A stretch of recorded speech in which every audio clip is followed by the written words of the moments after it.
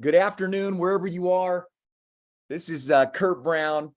We are so grateful that you have taken a few minutes out of your schedule to join us for this summertime market update and outlook call. I'm going to give it about 20 more seconds here. There's a lot of people still filing in the room, and then we'll let it rip.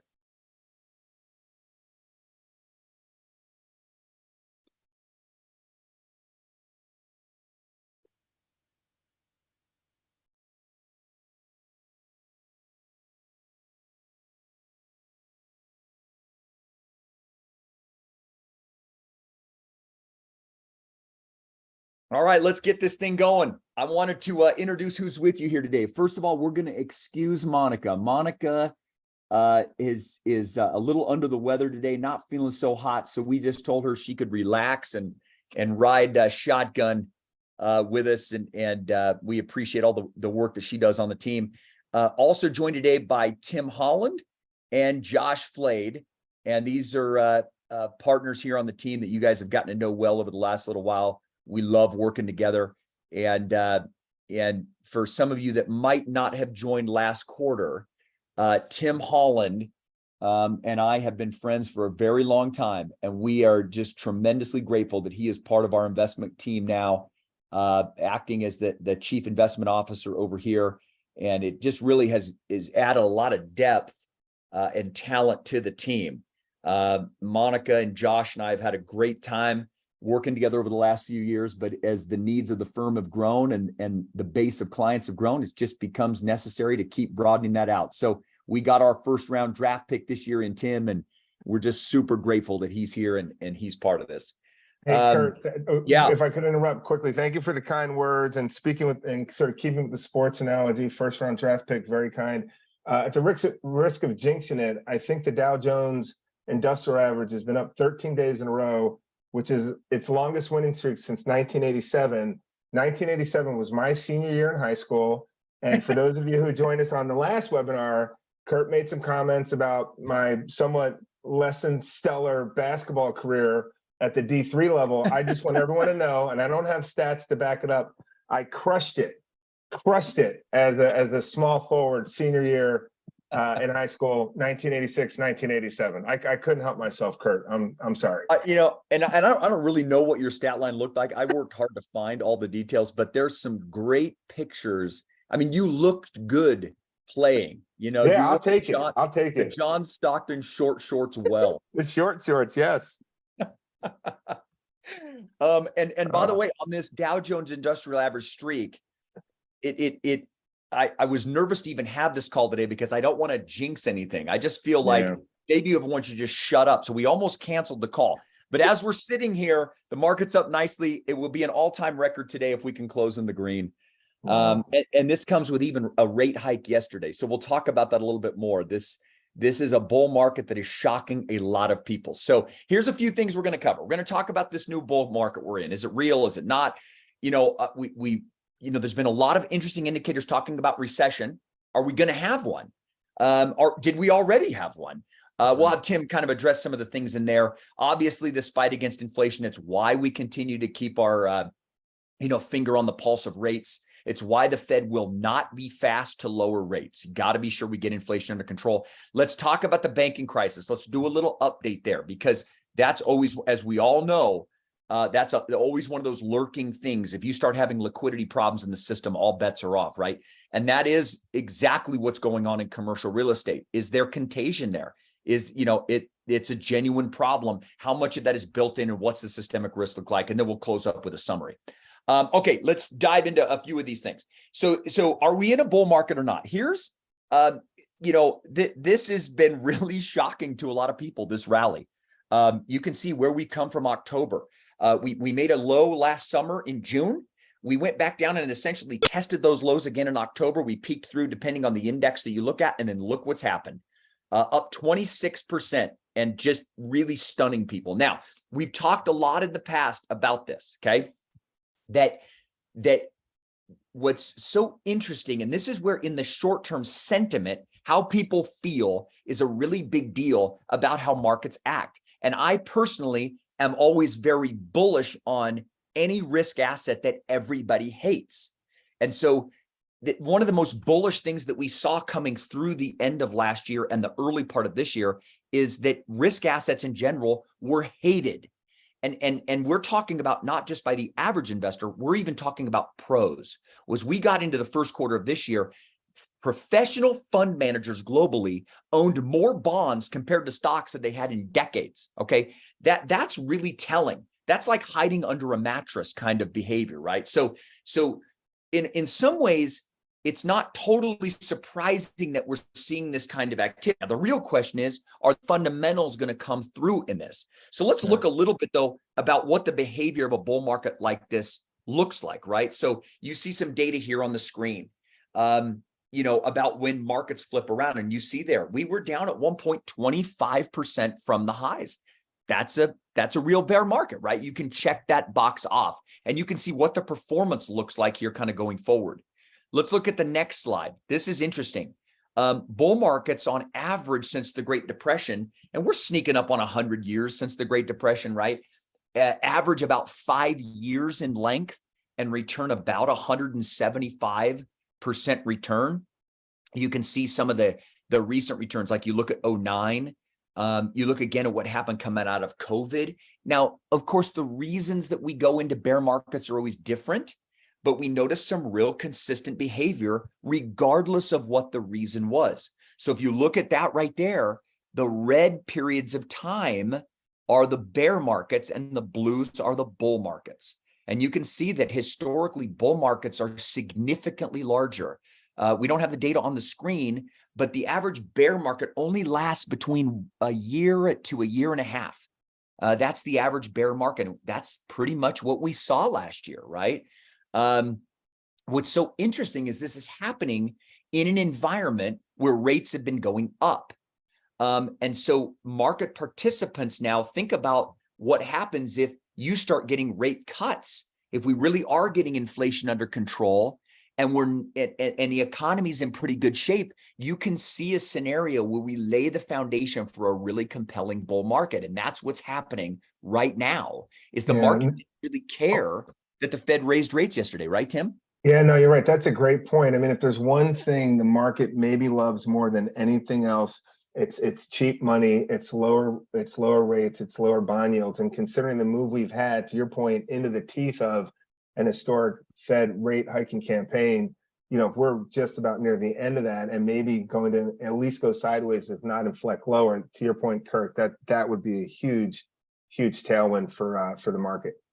Yeah, and you always want to watch how markets behave when news takes place, right? So it's really telling that we raised rates yesterday and the market already mentally totally had that priced in and is looking to the future, right?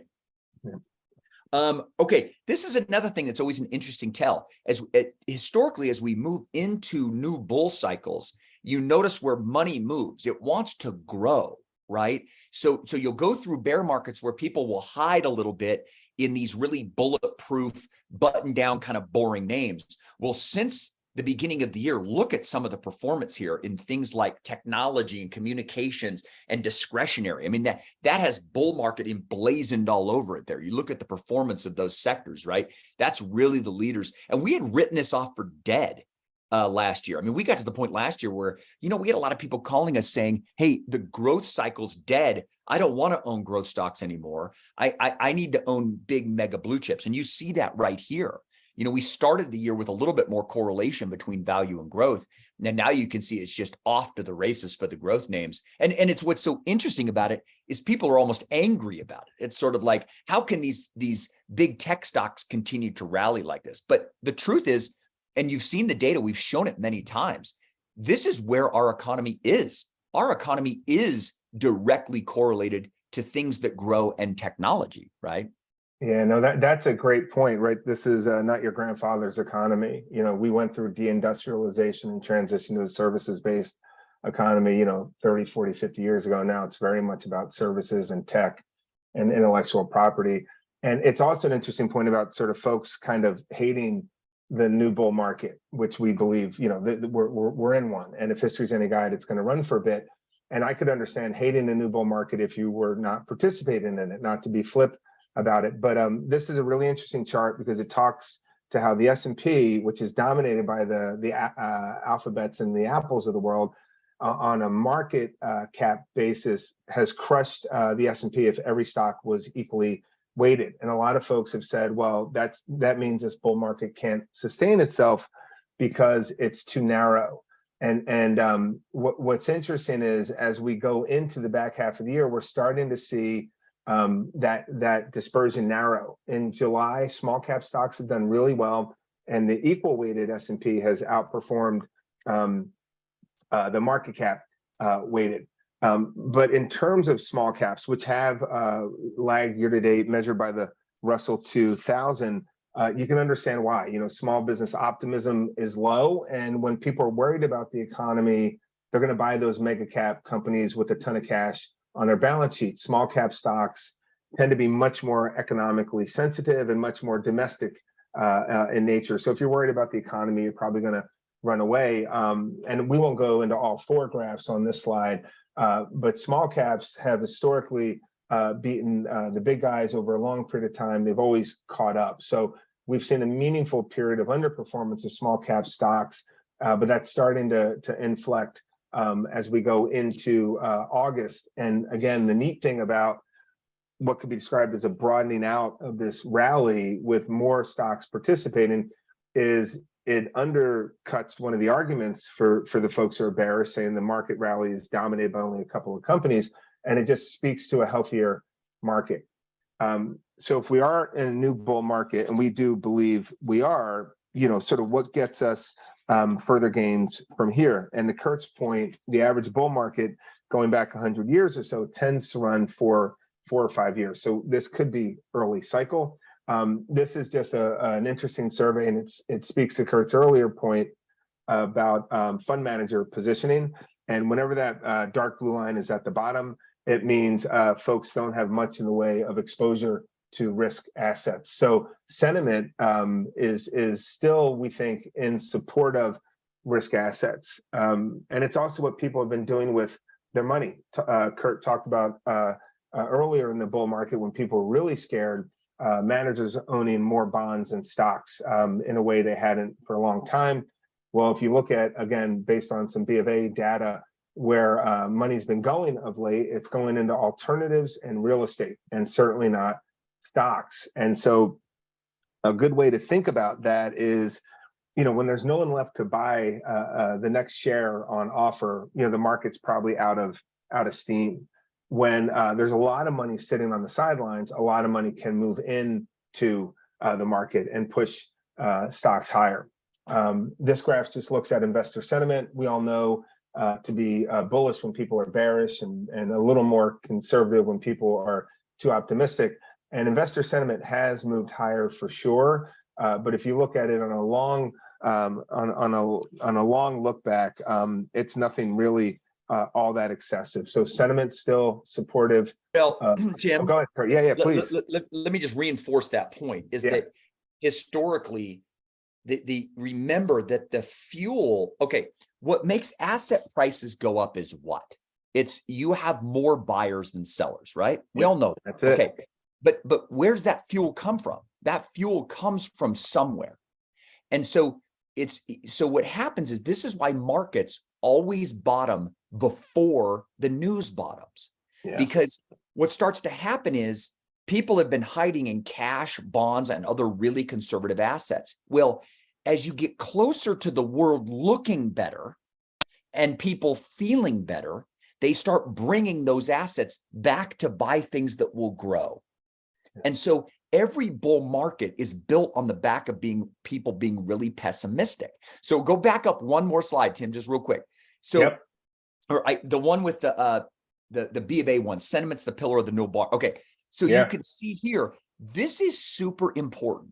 And in this last cycle that we're in right now, you're seeing a real stubbornness around people being bearish. And that might be one of the number one reasons that we think this bull market has some legs. And I remember Tim saying last year, we're actually short-term negative on the fundamentals of the economy, but we're constructive on the market. Because when you get people leaning this aggressively bearish, you're setting yourself up for the next bull market. So I really want to drive that point home, is that it's only later that the good news confirms what the market had been sniffing out in advance, you know? Yeah, no, it's a great point. The market being a forward-looking indicator for sure. And to tie a bow around the sentiment box, what this survey looks at is sort of portfolio allocation minus the cash position. And so when the blue line's up to the right, people are more conservative. And so you could see how over a long period of time during the teens, that line could get a lot lower. So again, to Kurt's point, sentiment's still leaning the other way. Cash is leaning the other way for sure. Valuation on small stocks is still very attractive. On the bigger stocks, not as attractive, but some of that's distorted by some of those mega cap companies we were talking about that have done really, really well. But we'd make the argument that sentiment's still very supportive of this bull market, and valuations not too extreme either. There's still a lot of support there. We've gotten a lot of questions about emerging markets, China in particular. And you look at just the Shanghai Composite Index, sort of the benchmark for that part of the world, and China has struggled. They had a reopening that's proven disappointing. We all know about the geopolitical dynamic we're living in and living with right now. And so, you know, as we think about that, it's one of the reasons why when it comes to emerging market equities, we prefer and really prefer active management, because some markets are best avoided. If you look at China, they're starting to export deflation, and this is kind of interesting. And Josh is really going to dig into the inflation fight. If there's an upside maybe to China's economy struggling, it seems to be that their exports are actually going down in value. Prices are being cut, so they're exporting deflation again, which probably makes the Fed's life a little easier. But collectively, China in particular has been a real weight on emerging market equities year to date. You know, the valuation is very compelling, but the fundamentals haven't helped much, at least not yet. And the dollar's been an issue for sure. One of the questions we got, I think, on the last webinar was, were we worried about global dollar sort of avoidance? De-dollarization, I think, was the term. The dollar hit a multi-decade high. You see it in the graph up right. It's come in a little bit, so it has weakened. I think it's weakened because people are feeling a bit better about the macro environment. That should help markets outside the US, but it has been a headwind for sure. And the final point I want to make about this new bull market, and Kurt and Josh, feel free to jump in as well, is, you know, good first halves tend to lead, knock on wood, to good second halves. So whenever the S&P has done 10% plus in the first half of the year, going back about 100 years, and that's happened about 28 times, it's been up to the right in the back half 21 out of 28 times. So the odds really are in our favor. And as we pointed out last call, when the markets do as poorly as it did last year, they tend to bounce back, and knock on wood, that's what we're seeing. So we've been optimistic on risk assets on the US in particular, and so far that's been the right call. Hey, you know what, and just because people might find this interesting, is on that prior slide, the reason that this happens is partially what we call performance anxiety. So when you start a year and fund managers are really negative and they're hiding in cash and bonds and things like that, as the year moves on, if the market's acting well, those fund managers are getting further and further behind. Yeah. And they know that at the end of the year, everybody's going to score them, right? And judge them. And so there's to be the performance anxiety. So there's a structural reason that this happens. So what starts to happen is, if the news isn't bad, even if the news is neutral, this is how markets can behave really well. Yeah, for sure. And the next section is really timely, particularly in light of the Q2 GDP print. And Josh and I were talking about that pre-call. The most predicted recession in the history of recessions hasn't shown up yet, right, Josh? Yeah, no, I mean, if we rewind, and Kurt was talking about this, how we hit a low kind of June last year, and then we retested those lows in October, and all of that was tied to this narrative and a significant increase in expectations by professional economists that we were Yeah. going to see, we were going to enter in a recession, basically kind of first quarter of this year was the expectation. And it hasn't materialized. You look back at Q1 GDP print of 2.5%. We just like you mentioned, we had the GDP print for second quarter get released today at 2.4%. Those are really, I mean, honestly, for a mature economy like we are in, those are really Yeah. strong. Yeah, no, that's a great point. Considering it's 28 trillion and 330 million people, when you can do a two handle this far into the post-COVID recovery, you're right. That's pretty darn impressive. So Josh, if you had to sort of put your thumb on, and we think recession risk is still real, right? There's lots of warning signs, but to your point, lots of really smart people thought we'd probably already be in one by now.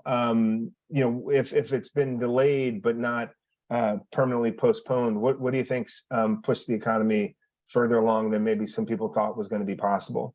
Yeah, no, that's a good question. And it's something that I ask myself frequently, but I think there's a few themes there. I think one, you just had this massive amount of excess savings during Yeah. COVID. So, Yeah. on top of all the stimulus. So you saw 2.3 trillion in excess savings during Yeah. COVID, and we've only seen about half of that get spent. So Yeah. because of that, you just have this very resilient consumer. And I think that's helped. Although obviously, like that's starting to kind of bleed through the economy. So that's a major driver. I think that was tied to then spending, especially on services. And you mentioned this earlier, but the U.S. economy is really a services-based economy. It's Yeah. 3/4 of our GDP. And if anybody's traveled or been out to restaurants or gone out at all, you can see that the economy is humming. And it's a bit of a tale of two cities where I think services are really doing well right now. And I think manufacturing suffering a little bit. But Yeah. because services is 3/4 of the economy, the GDP's been pretty strong. I think the other factor is just job market. I mean, I remember, Kurt was talking about this last year, looking at all the job cuts. But at the end of the day, even these big tech companies that were cutting jobs, they were cutting 10,000, 20,000, 30,000 jobs. They had hired way more than that Yeah. during COVID and post-COVID. And so Yep. I think people kind of got into this fear narrative that this was just like the tip of the iceberg and that we were going to see massive layoffs, and it just hasn't really materialized yet. So the robust job markets has really helped support this on top of, and I will go over this, but improving participation. So participation rates continue to improve since hitting their lows during COVID. Yeah, no, and before we get into why we still think there's real recession risk, doesn't have to be a severe downturn, but Yeah. some great historical benchmarks are pointing in that direction. I think the increase in labor force participation is a big deal. One, because it's great to see more Americans working, but that also hopefully helps mitigate wage inflation, which you get closer to a softer landing than not if that helps bring down inflation. And I think the points you spoke to, Josh, in terms of why the economy has done better than a lot of people thought are 100% spot on. And the one I would add too is, when the Fed took rates to zero, a lot of consumers and a lot of companies locked in a lot of low cost debt. And so even though rates have moved higher, dramatically so, and it's been a real pain point for a lot of people, that freed up a lot of cash flow as well, on top of all the excess savings that really came about because of the government pushing so much liquidity through the system. So that all said, and not to be curmudgeons on the economy, and we still think the markets are going to be fine. We'll talk about a couple reasons why we do think, looking further out, there could be risk to the downside. Again, doesn't have to be a hard landing, but a mild recession seems likely, maybe in early 2024, if not later this year. But Josh, being a fixed income person, why don't you maybe dig into this one, because the money supply and what it's done is a bit historic. Yeah, we'll jump through this, but obviously, right, you saw the massive increase in money supply as you saw both stimulus by monetary policy and fiscal policy going into COVID. And then you look at this chart and you go to 2022 and you think about what happened in 2022. The Fed really pivoted and started getting very hawkish, meaning that they're saying, hey, we need to start increasing interest rates. We need to start reducing our balance sheet. And you're starting to see that play out with monetary policy, or sorry, with money supply starting to decline and actually go negative recently. And so what is the Fed trying to do? They're trying to kind of leach out of the economy all the excess money and try to slow the economy down to get inflation lower. Yeah, and the money supply and year-over-year changes has been a great leading indicator of where inflation is going. So inflation has come in a lot. It's still higher than the Fed would like, but this is an interesting data point that tells you, unless something's a bit goofy this time, inflation should continue to come in. And then we have the yield curve, again, back to the fixed income market. As important as the equity markets are, the bond market's bigger, and I'd argue from an economic forecasting perspective, just as important, if not maybe a little more important. And the yield curve, we've talked about this, Josh, continues to kind of scream recession. This is the one factor when you look at all the big economic models that forecast recession. This is like one of the biggest weightings, and because it has been a pretty good indicator in the past of recessions. And to your point, it's screaming that there's a high probability of a recession in whether 12 months out or 18 months out. Historically, this has been a pretty good indicator, and we haven't seen this extreme of an inverted yield curve in 40 years. So this is I think a lot of bears kind of hang their hat on. Yeah, and this is the one I hang my hat on from an economic perspective, just because of its historical predictive record. And we're about 8 months inverted. And to Josh's point, typically, the recession, when you get one, doesn't show up for sort of 12 to 18 months. So we could still have a lot of time on the clock. And again, markets can continue to do fine, but gosh, if we don't get some sort of downturn, this will be the biggest false positive signal in the history of the yield curve. And we have the leading indicator index from the Conference Board, the year-over-year change. You see the drop.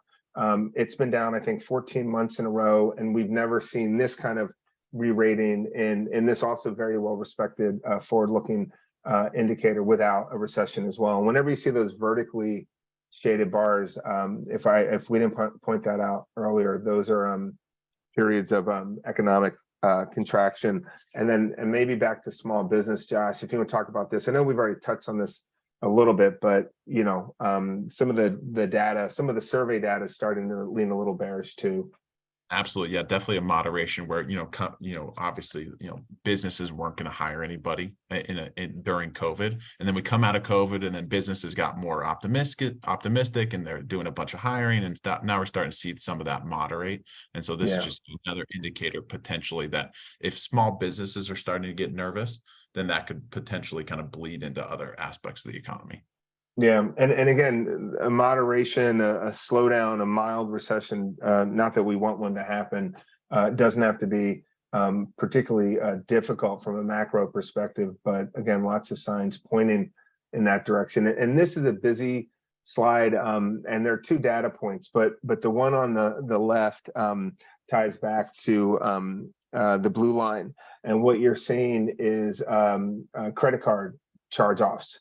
And they plunged to 1.5%. A lot of those excess savings, people couldn't spend money out and about during the pandemic, and now they're up to 3.5%. So again, sort of a tip of a spear perspective, you're seeing some consumer loan portfolios in the credit card space, in the automotive space, starting to look a little troublesome or a little concerning for sure. And then this is a great one, Josh, the PMI data from a macro perspective. Yeah, absolutely. And I think, this is looking at purchasing managers, and which is more tied to that manufacturing. And this is what I was talking about, kind of the tale of two cities. I think manufacturing is going through a little bit of a recession right now, whereas services is just extremely robust right now. And I did want to mention on just tied to that last slide. And I think you brought up a really good point, which is that the fact that if you think about what the Fed's done, increased interest rates a bunch, but it hasn't quite been felt in the economy because Yeah. individuals, companies, they locked in all these lower rates, right? All the people with mortgages that are sub 3%, that have auto loans that are sub 3% or sub 4%. That all happened over the last few years. And so those people have not felt the impact of these higher interest rates. And same for companies. A lot of companies did a good job of what they call terming out their debt. So they paid down short-term debt and they went out and they borrowed at 4%, 3%, 5%. Out 10, 20 years, depending on companies. And so they're not feeling the pain of these higher interest rates yet, which is why I think the Fed is saying, hey, well, we need to pause and kind of let the impact of what we're doing be felt in the economy and then decide kind of where to go from there. Yeah, no, as Milton Friedman once said, monetary policy impacts with lags that are long and variable, for sure. And there's also the issue, like on the purchasing manager stuff, we came in with a lot of inventory. Yeah. And so part of this is a normalizing, because remember, post-COVID, with the supply chain issues, most retailers loaded up on inventory. So we've been working that down. So in both of these categories, we're in this period of time of unknown. It's sort of like we're normalizing, and it doesn't necessarily mean it's a recession, but it could be the precursor to one. That I think it's smart for the Fed to be patient on this. Yeah, no, absolutely. GDP, we just got to Josh's point, Q2, 2.4 healthy. The rate of change is lower over, with fits and starts to the right. The rate of growth coming out of the pandemic wouldn't prove sustainable. Again, 2.4 was better than expected. The economy's proven resilient, but the rate of change has moved a little down and to the right. But Josh, we've talked a lot about this. Why don't you take the next couple handful, around sort of the labor market and housing, which have been super strong, though there may even be a couple cracks forming there. Absolutely. Yeah. And to your point, labor market has just been very resilient through all of this, even though we had kind of that scare second half of last year with a lot of tech companies doing layoffs, but it just has not, we haven't really seen it bleed through into the numbers yet. So that's been resilient. And that's been, I think, probably the strongest point for the economy. For sure. And then housing. Yeah, home prices. I mean, I honestly, I myself am a little bit shocked with how well home prices have held up, but it's this crazy phenomenon where you just have it's just gridlock. You just have super low supply. So I would argue that home prices have held up. Really, it's a supply driven dynamic where you just have really low supply, and it makes sense. You don't want to have a 3% mortgage and then sell your home and then take on a 7% mortgage. And if let's say you sell your home, you buy the same home, somewhere else, but for the same price, you're paying double what you're paying in your monthly payments. So this crazy phenomenon where people just don't want to sell. And so, and yet you still have some people who still want to buy. And so supply remains low. And also you have a little bit of seasonality, I think, right now with home just being the summertime. So we've actually seen the last couple months, we're seeing month over month improvement in prices, even though we've seen a year over year decline. Yeah, for sure. And we've talked about this a lot, the Great Recession being real estate driven, balance sheet driven. If there was an upside, and I'm not being flip about it, to the Great Recession, it's that the home building industry underbuilt for years. So I feel bad for folks who are trying to buy a house right now or missed the window when rates were really low, because to Josh's point, there wasn't enough supply. We're still undersupplied, which is supporting consumer net worth overall, because the house is such an important asset for most Americans. But it also means, we're not setting up for a real estate bubble the way we were 15 years ago. So even if you think a recession is coming, I still think we're going to get something.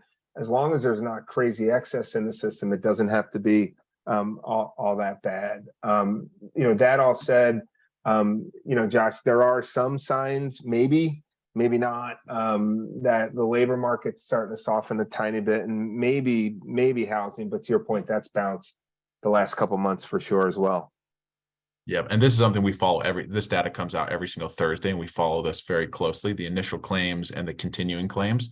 And yeah, you're starting to see a little bit of softness in the initial claims and also the continuing claims, but it's surprisingly kind of has held up. Yeah, Well, yeah, especially.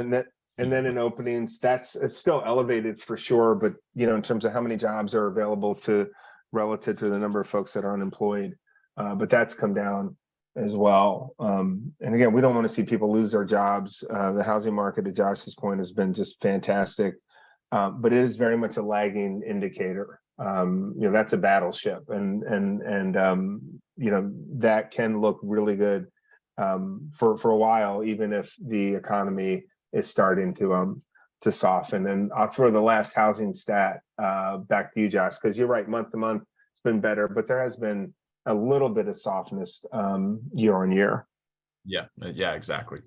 Yeah, and then finally, I feel personally a bit burned by the 400 plus PhD economists at the Fed. One, they're all a lot smarter than me, so I probably resent them a little bit to begin with. But 3 months ago, their base case was a mild recession starting later this year. Jay Powell talked about what the staff economists arrived at. And then with the most recent meeting, they said, no, we'll see some softness, but not a recession. So they polled the smart folks at the Fed and they've changed their mind. So this is a little bit dated by a month, but just in the spirit of full disclosure, the Fed has pivoted away from a mild recession being the base case. So that all said, the economy, the markets, the big topic of the day, still even maybe more important than the new bull market, is the ongoing fight against inflation. A lot of progress made, Josh, for sure, but we're probably not done. So what do you think about sort of what's going on in that area, where we are, and maybe what comes next? Yeah, and this is a great chart because it shows, in the blue line, that's the inflation number. And so we saw inflation peak in June of last year. And then you also see that in that kind of grayish line, the producer price index. And obviously there's strong correlations between those two. But the fact that producer price index is below, this goes back to kind of the narrative around manufacturing. The fact that it's below CPI just tells you that CPI is probably going to continue heading in the same direction as where PPI is going. Yeah, and one really interesting point, I'm biased. I think it's interesting. Maybe it'll put everyone to sleep. But I think an interesting point about that dispersion between the PPI, what companies are paying, and then CPI, what consumers are paying, is while we may not like paying more at the grocery store or the mall or the gas pump, that's really good for margins. So if inflation is coming in for producers of goods, but inflation isn't coming in as quickly for the consumer of goods, that's just dropping to the bottom line. And one of the reasons why earnings so far, Q1 and Q2, we're still early in reporting season, have held up better. So there's an upside to that, though we'd all like to see less inflation for sure. But we've got some great charts in this section, and I'll throw it back to Josh. Yeah, and this is PCE inflation, so a little bit different than CPI, but this PCE is a little bit more what the Fed is focused on, but this just kind of tells the same story. We saw peak inflation and we're starting to see it come back down. Yeah, and I think, barring something geopolitical in nature, I think the only thing maybe as people become a bit more optimistic about the markets and the economy has proven more resilient, I think maybe the only thing that could be a bolt from the blue in a bad way would be some sort of inflation shock. We don't think we'll get one, but just because the trend is so pronounced in the right direction, that I think if there's one thing maybe that could upset the apple cart, it would be that. But we shouldn't get one. But I just wanted to mention that. But sticking with sort of the trend in inflation data, just number of companies on earnings calls talking about inflation. Nobody was in 2020. And then everybody was over 400 out of 500 companies, and it's starting to move in the right direction. And then sort of the tip of the spear, and this is interesting of late, commodities, something that we pay attention to. Josh, any thoughts around sort of the commodity complex, both good and bad, as it speaks to inflation? Yeah, no, I think it's largely good. And Kurt mentioned this multiple times kind of during this most recent kind of spike in inflation, in 2021 and 2022. But high prices is the solve to high prices, in the sense Yeah. that if prices are high, then the fix for that is the fact that because they're high, then you're going to have producers producing more. So then supply goes up, and then naturally, and if demand stays the same, naturally prices are going to come back down. And we've basically seen that happen.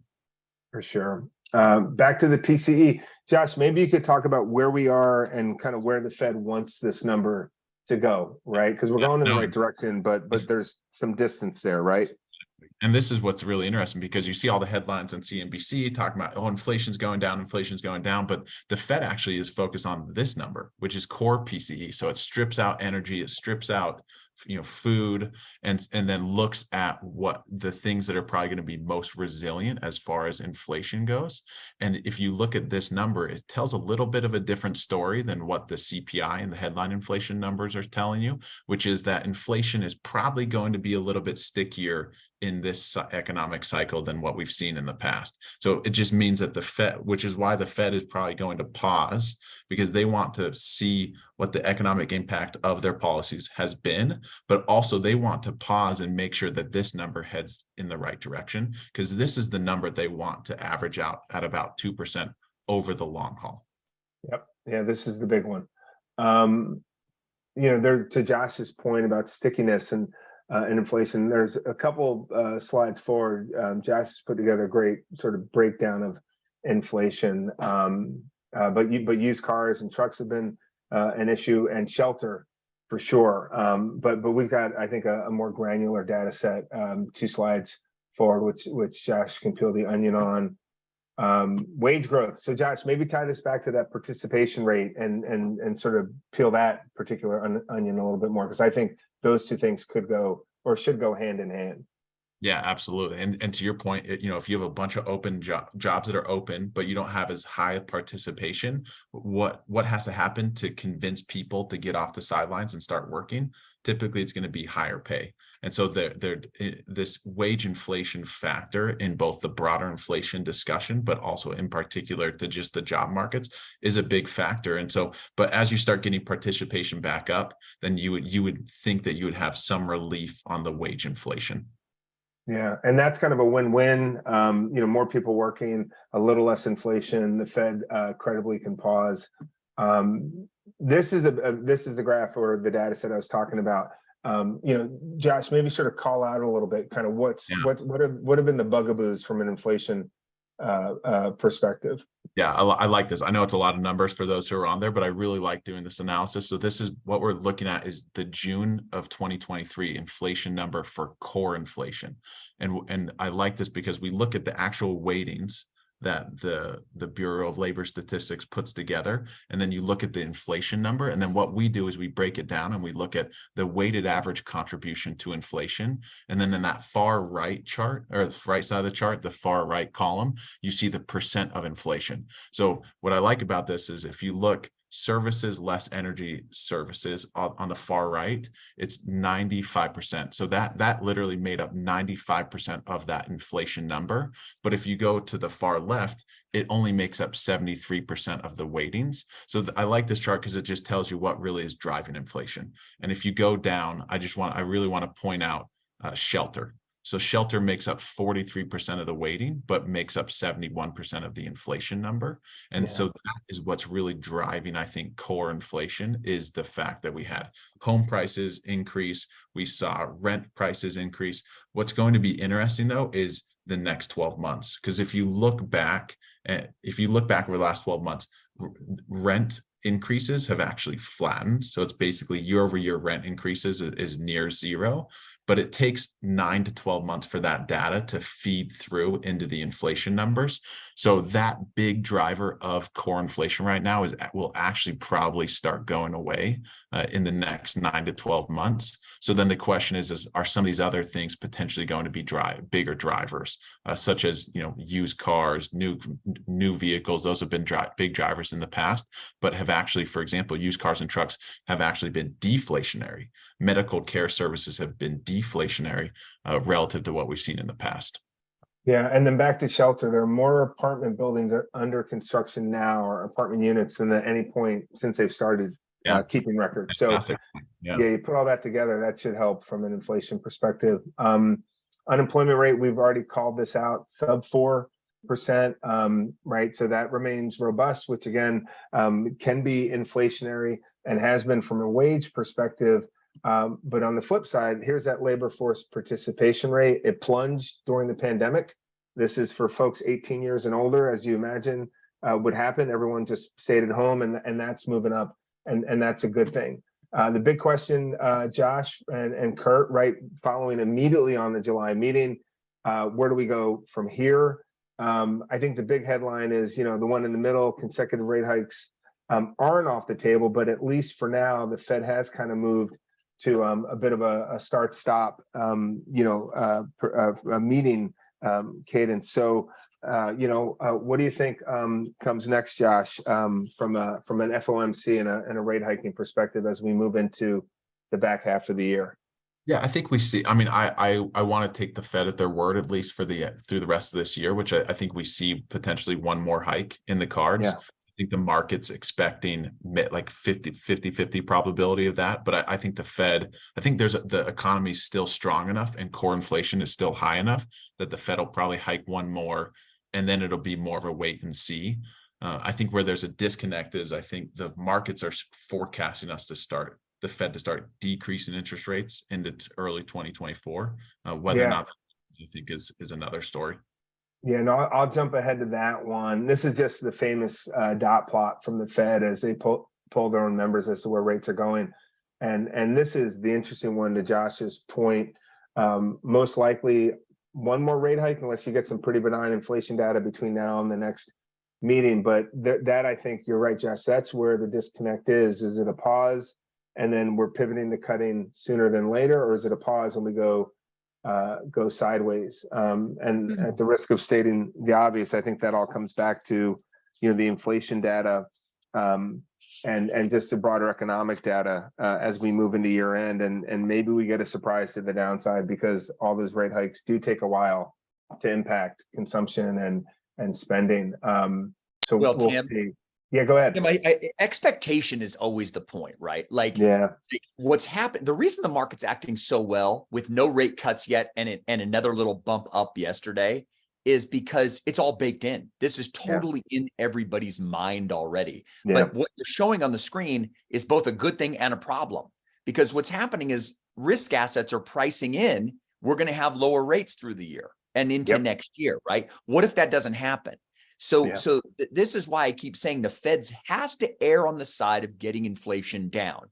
That's the first job in the first order. And we're not necessarily seeing a ton of it yet, right? The Fed is doing a great job so far of walking the line between slowing inflation, but not pushing us into a recession. So if we end up getting some nasty inflation data through the next couple of months, that's going to be a problem.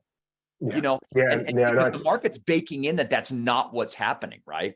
Yeah, I think an inflation scare is the one thing that could really upend upend the apple cart. And you're right, the Fed's done I know Jay Powell got a lot of grief for saying transitory, and we had a 25% correction in inflation, higher than anyone would have liked to have seen. But you could also argue they've done a pretty good job getting us not just off 0, but to 5.5 without tanking the economy either. So I don't begrudge him. We fixed you know what, honestly, like, I love to rip on the Fed as much as anybody, but they fixed the supply chain problem. I mean, again, it's not them, but they've walked that line. We're slowly reconstructing employment a little bit here. I mean, I hate to be bullish. Nobody likes smart people to be bullish. We're supposed to be, but the truth of the matter is it's working. And that's why equities are rallying the way they are. But what's not baked in is hot inflation. That's not baked in. Agreed, 100%. So let's wind down this part of the presentation. Josh, from a fixed income and a bond market perspective, next couple slides kind of dig in. What are your thoughts as you think about that really important asset class? Yeah, for sure. And the way we think about this in kind of two different ways you can think about it. There's the spread over the treasury that you're getting that you're getting paid. And so basically that represents the risk for owning a corporate bond. And you can see that the spread over treasuries is kind of near kind of long-term averages right now up across both investment grade and high yield. And so that is indicative of there's not a lot of stress in the system. At least on a spread basis. But if we go to the next chart, I think what's interesting is if you look at the notional yield you're getting paid, it's actually really high, right? Like you go back in the last decade, there's only been a couple other times that overall yields have been this high. And for investment grade, which is that gray line, like it really hasn't been this high since COVID. And then you really have to go back to kind of pre-great financial crisis and then maybe the heart of the great financial crisis to see yields get back up this high again. So I think the point I want to make here is that I think fixed income, looks attractive with these kind of high level of notional yields, even though maybe spreads don't necessarily look attractive relative to historical levels. Yeah, and the last slide, you kind of seeing the same thing in the muni space Same too. story.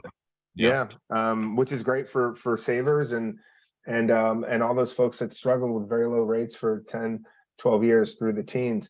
Couple more things as Kurt pointed out that we want to hit on the banking crisis.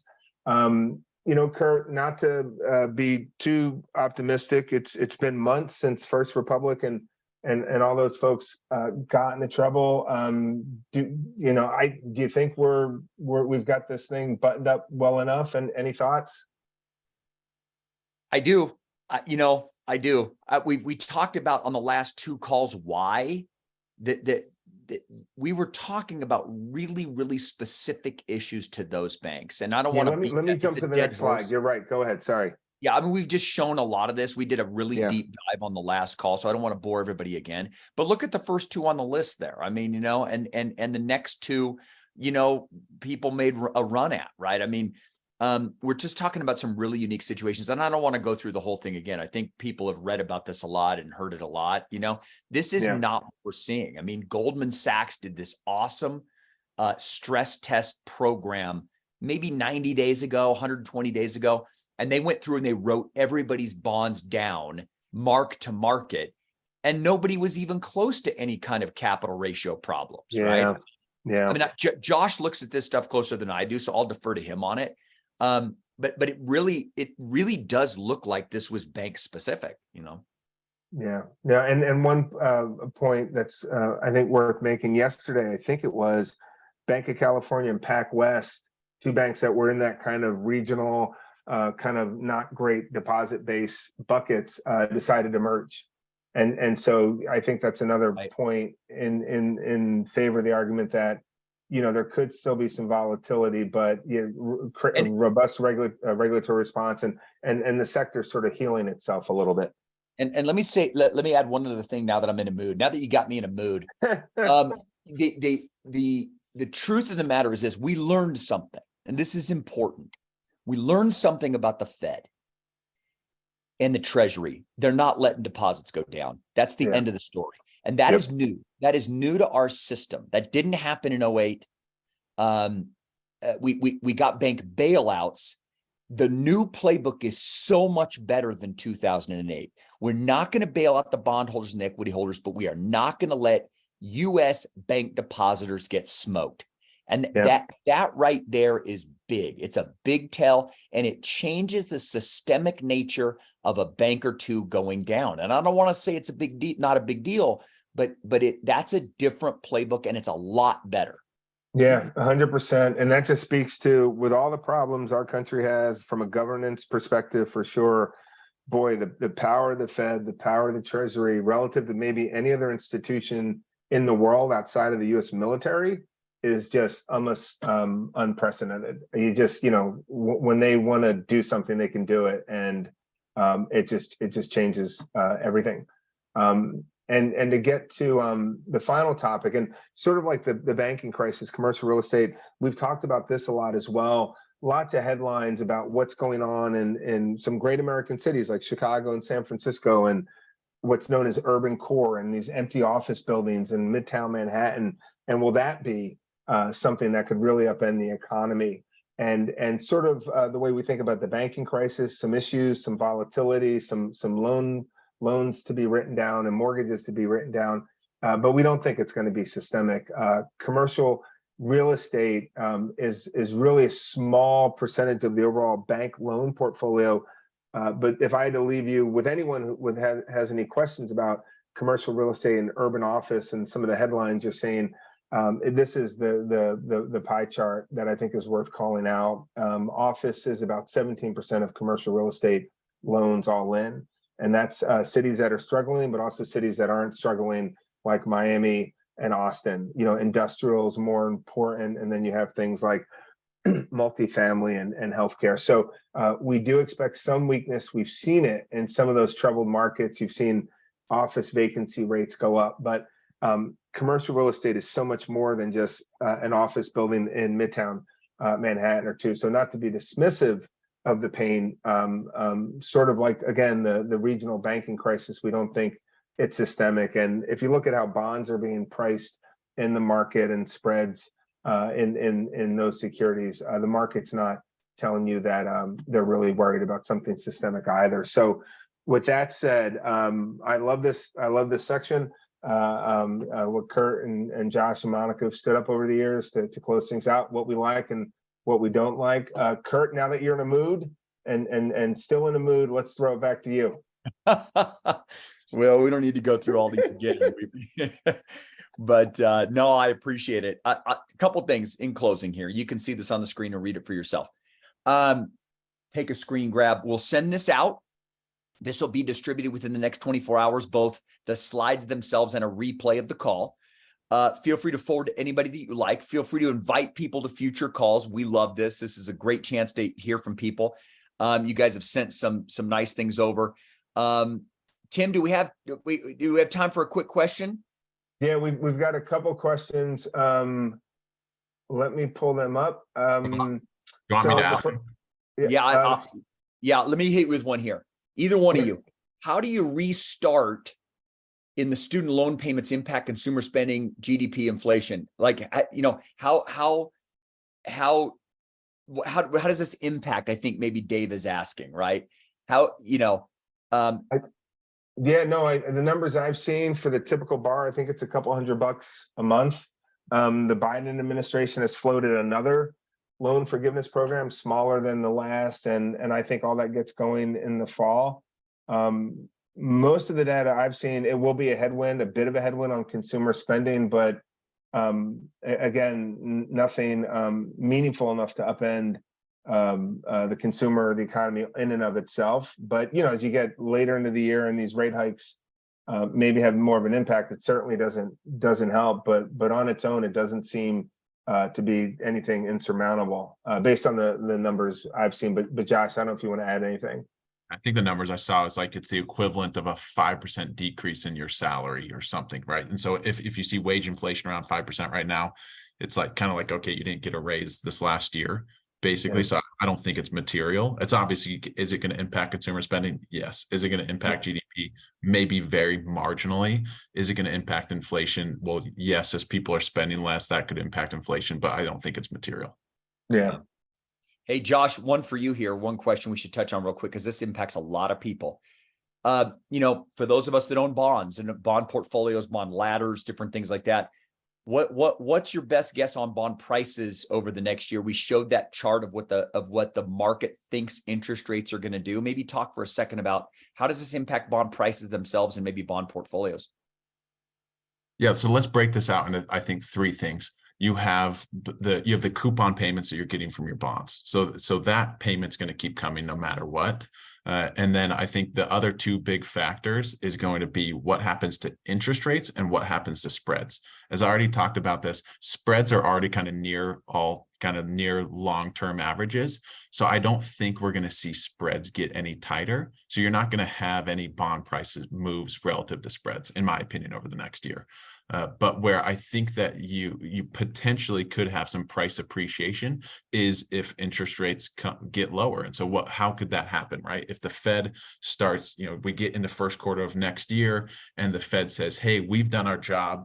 we have defeated the inflation dragon, and now we can start pulling back, and we don't have to be so restrictive or constrictive on the economy. We can get to a more normalized rate environment. Then I think that that's going to cause both the front of the curve and probably the long end of the curve start to come down. And so you could see some bond price appreciation. But if I had to guess, I don't think you're going to see massive bond price appreciation over the next 12 months. You'll probably see more just this very attractive yield environment we're in. So investment grade bonds, right, north of 5%, high yield bonds, 7 to 8%. Those are still pretty attractive returns relative to historical returns in bonds.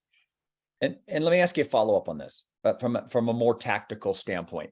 If I'm holding cash right now, and I'm a little bit torn with what to do with the cash, does it make sense to lock in some rates for myself, income producing rates in mid-grade bonds and things like that are more attractive, especially since it's, we kind of think that as inflation comes in, interest rates are going to go back down. Like, does it make sense to lock in here and not wait?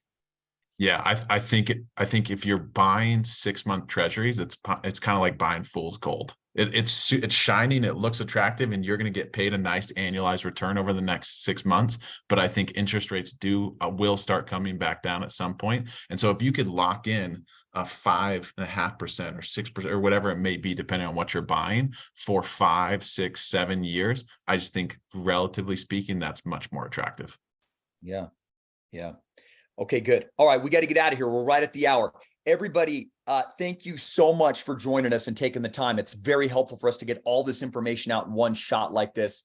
And we love seeing all these names in here. And if you have anything you want to follow up on, get more information on, don't hesitate to reach out to us, your advisor, whoever it might be. And we absolutely love our clients and are grateful that you welcome us into your lives.